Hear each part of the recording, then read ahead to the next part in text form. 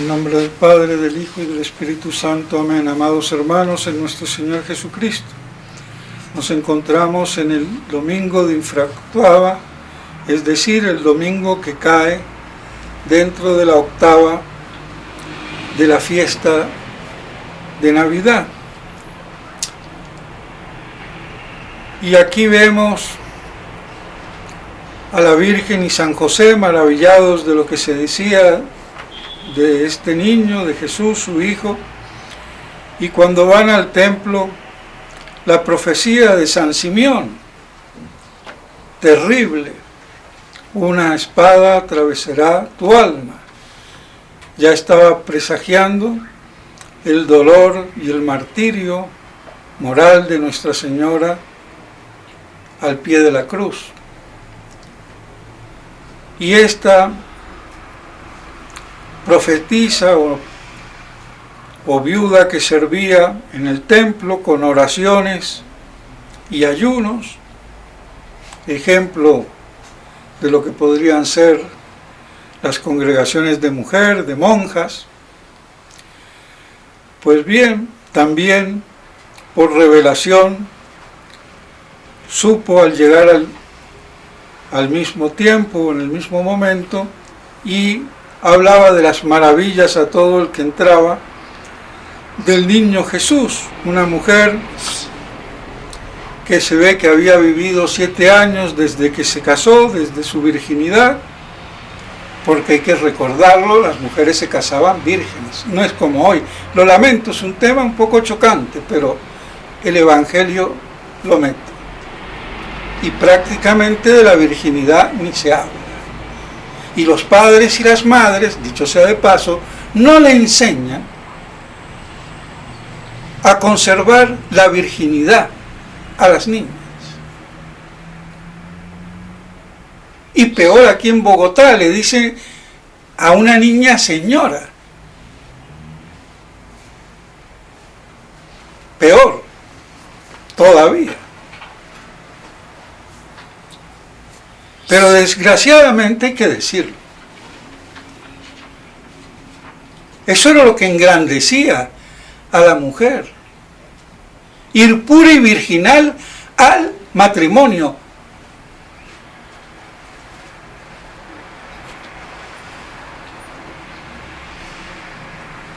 Pues bien.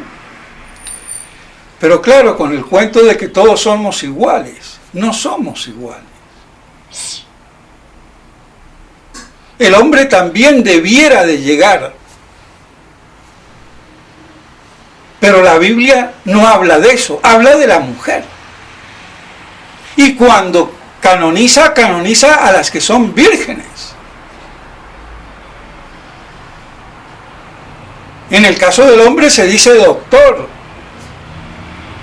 mártir, pero no virgen. Por algo será, hay una gran diferencia.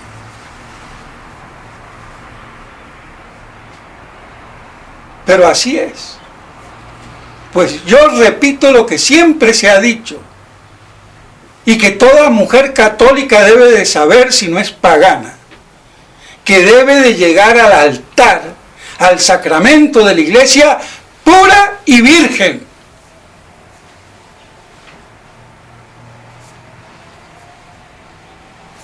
Pues bien, entonces esta mujer que vivió 7 años, si se casó a los 15 como se casaban,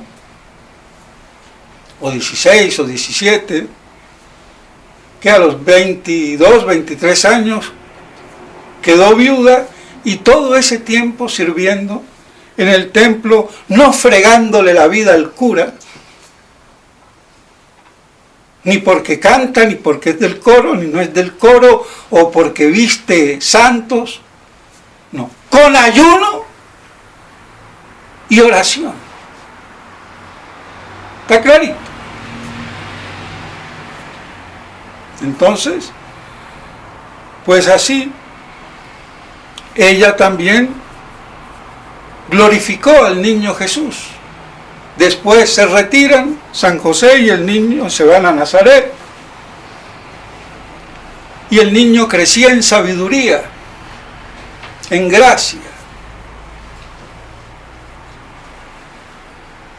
de acuerdo a la edad, iba manifestando su sabiduría y sus virtudes conforme a la edad.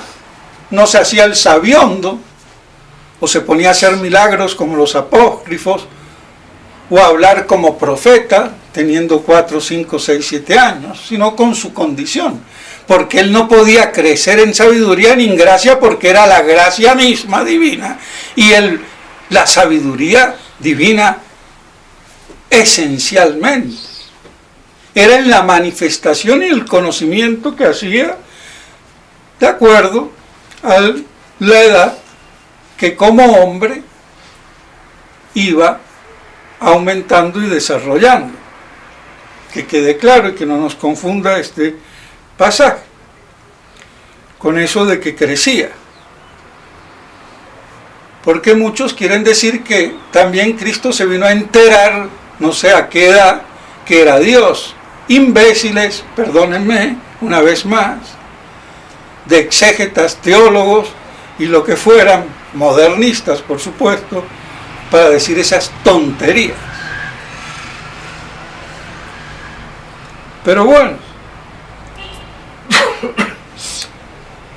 y así todo el demonio quiere obnubilar la divinidad de nuestro Señor, esa persona divina que, insisto, da el subsistir, el ser y el existir a la humanidad.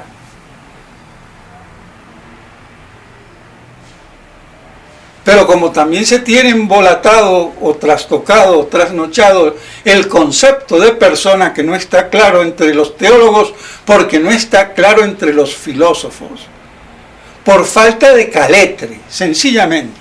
Pero bueno, no voy a entrar ahí y San se acabó. De todos modos, la persona, lo que subsiste por sí mismo, en propiedad, en una naturaleza intelectual. Y por eso ese subsistir propio, no común, es lo que hace la triplicidad de las tres personas distintas, en una naturaleza común, divina, y con un ser común y absoluto divino. Pero el modo de apropiárselo, de tenerlo cada persona de acuerdo al origen, que no es lo mismo ser padre que hijo, que expirado, que expirador. Entonces, es lo que constituye las tres personas. Y entonces ese ser propio, divino, que es el Verbo, es lo que constituye su persona. Y es lo que le da el existir a la naturaleza humana. Por eso su persona no es humana, es divina. Pero tiene alma y tiene cuerpo, sangre, huesos. Entonces completa la naturaleza humana, no le falta nada,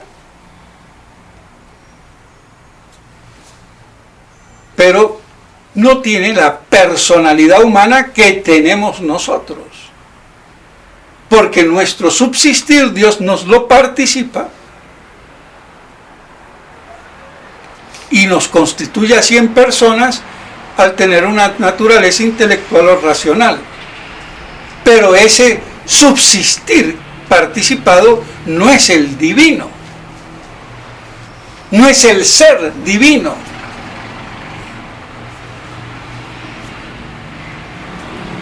Por eso no somos dioses, como creen los gnósticos, los cabalistas. Pues bien, entonces vemos cómo nuestro Señor iba manifestando esas perfecciones, como era lógico que tenía que ser. Y vemos que la epístola nos dice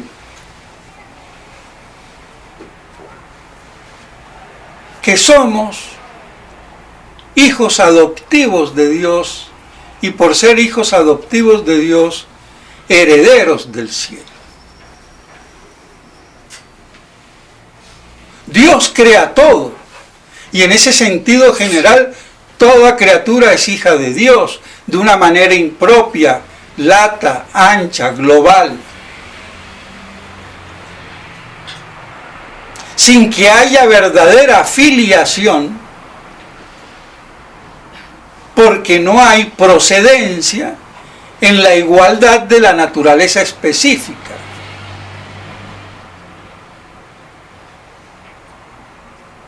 Porque la naturaleza de una rata, de un pavo, de una gallina, no tiene nada que ver con la naturaleza de Dios, ni la del hombre ni la del ángel. Pero en ese sentido lato, amplio, todo es, al ser producido y creado por Dios, pues, criatura de Dios y hijos de Dios, en ese sentido amplio, pero no propio. Porque lo que hace que una cosa sea hijo de otra es esa procedencia del origen al cual está conexo por la vida que recibe. Y por eso esa filiación se llama nacimiento, que es propio de los seres vivos. Porque los gusanos no nacen de la carne podrida, no son hijos de la carne o de lo que está en putrefacción. No hay una comunicación en la naturaleza, procede de ahí, de lo que se pudre, pero no es su hijo. Por eso no toda procesión es por generación. De hecho, en la Santísima Trinidad hay una doble procesión, una por vía de generación y otra por vía de amor, impulso o volición. Y una es por generación filial y la otra no lo es, como la del Espíritu Santo, aunque tiene la misma comunicación de la naturaleza divina. Pero no es lo mismo proceder por semejanza o identidad, pero por lo menos por semejanza en la naturaleza, que proceder por un querer volitivo, donde no se da esa procedencia por semejanza, sino por impulso de amor y de querer. Y por eso el Hijo y el Espíritu Santo, los dos proceden, pero el uno es engendrado, generado e hijo, y el otro no, aunque tengan la misma naturaleza.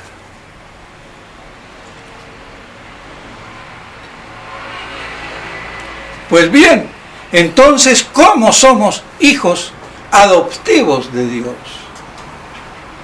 Y dice adoptivos y no por naturaleza, porque el hijo por naturaleza de Dios es nuestro Señor Jesucristo, así de claro.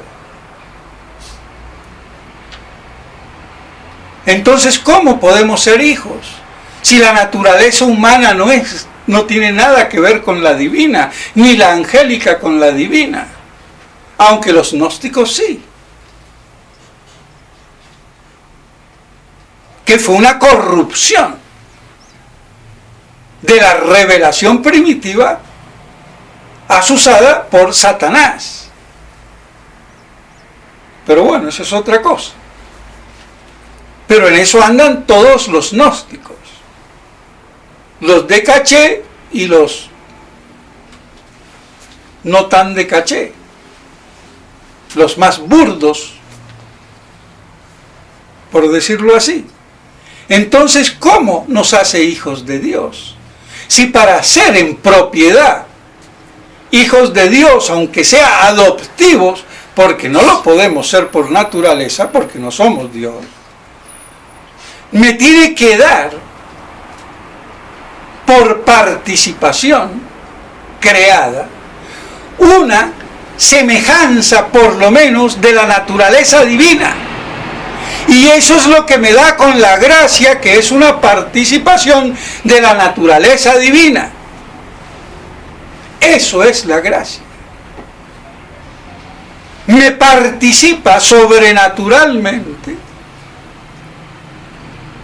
como un injerto en la naturaleza humana, esa naturaleza divina. Y entonces así somos propiamente llamados hijos adoptivos de Dios y poder ser entonces herederos de Dios, porque el que es hijo es heredero, aunque sea adoptivo. Ya los romanos lo tenían en su derecho y eran paganos. Así que si no entendemos esto, pues los romanos estaban en su paganismo más enterados que nosotros. Pues bien, entonces esa es la gracia que nos trae Cristo, que viene e ilumina a todo hombre en este mundo. Y por eso entonces esa grandiosa esperanza de heredar el cielo. Pero eso no quiere decir que no haya un reino de Cristo en esta tierra, cuidado.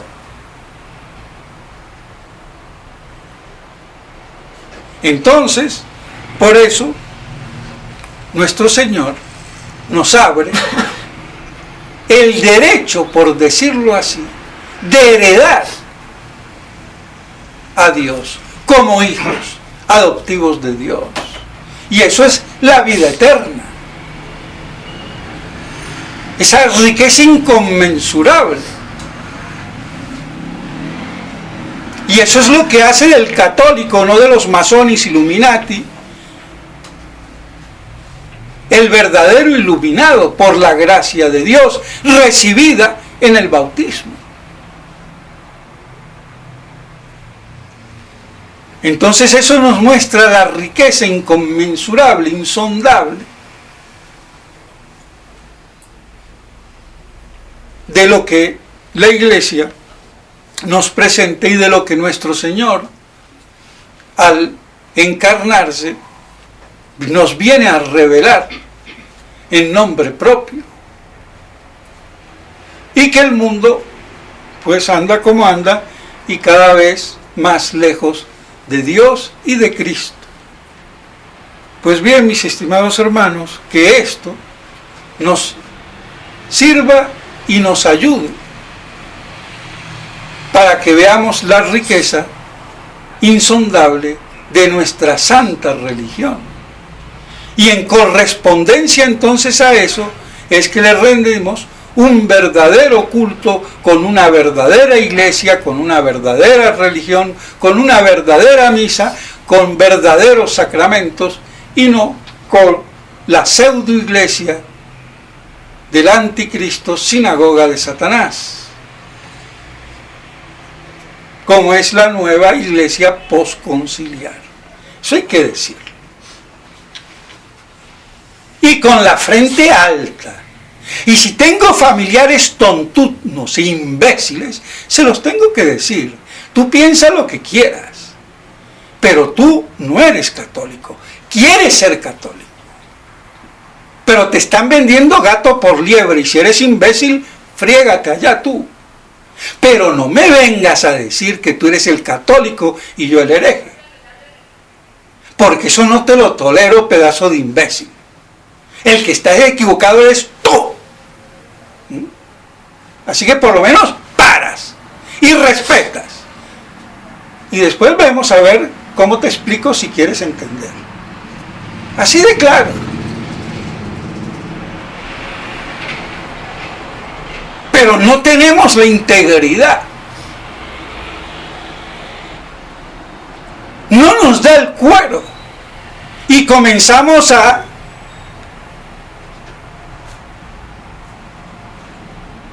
maquillar las cosas.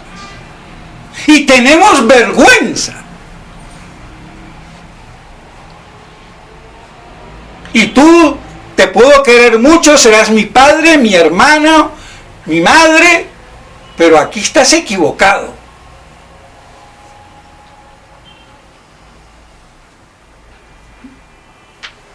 Pues bien, entonces vemos que a veces no tenemos la entereza, porque no hemos adherido de pleno corazón. Ahora, eso no quiere decir que me vaya a separar. San Pablo decía, si estás con una pagana, la pagana se santifica por el católico o el pagano por la católica, mientras no se oponga al catolicismo, convive con ella. Ahora, si se opone, y ahí venía el derecho paulino, te separas, porque no hay matrimonio sacramental, sino puramente natural, y en aras del beneficio de la fe, te casas con la vecina si te gusta más, y que se friegue la otra por tonta. Así de claro. Pero en la condición que no quiera convivir en paz.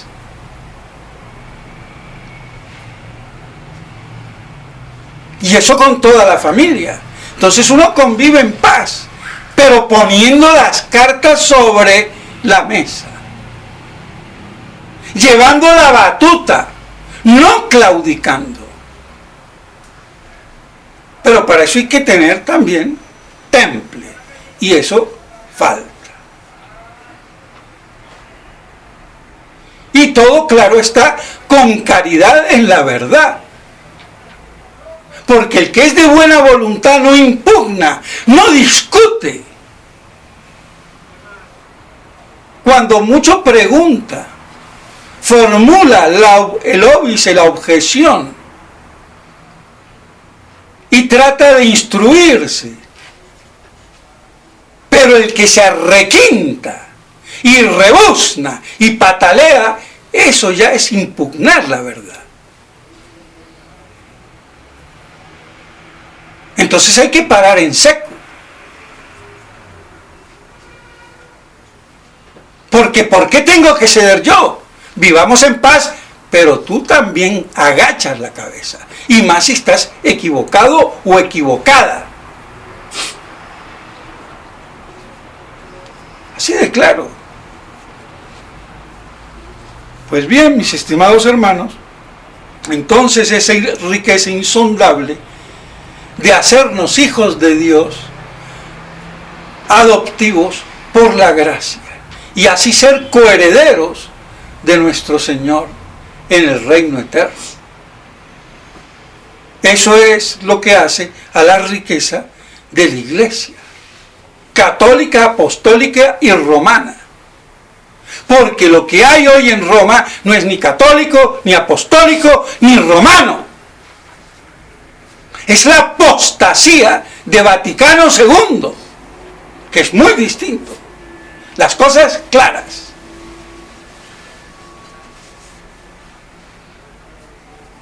Si bien al principio hubo confusión,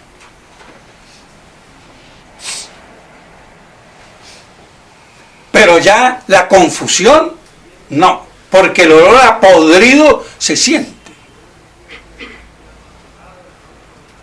Yo podré estar al lado de un cadáver una hora, un día, pero después de 4 o 5 días, tu abuela quien lo aguante. Y esto ya lleva tiempo.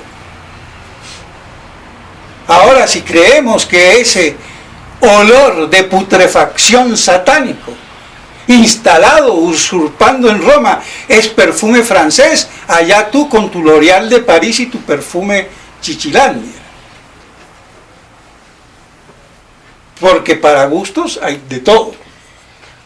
Pues bien, mis estimados hermanos, no me quiero alargar más, y que esto nos sirva y nos ayude para arraigarnos, consolidarnos y crecer en la fe, sabiendo que somos hijos adoptivos de Dios con el derecho de heredar la eternidad divina. En nombre del Padre, del Hijo y del Espíritu Santo. Amén.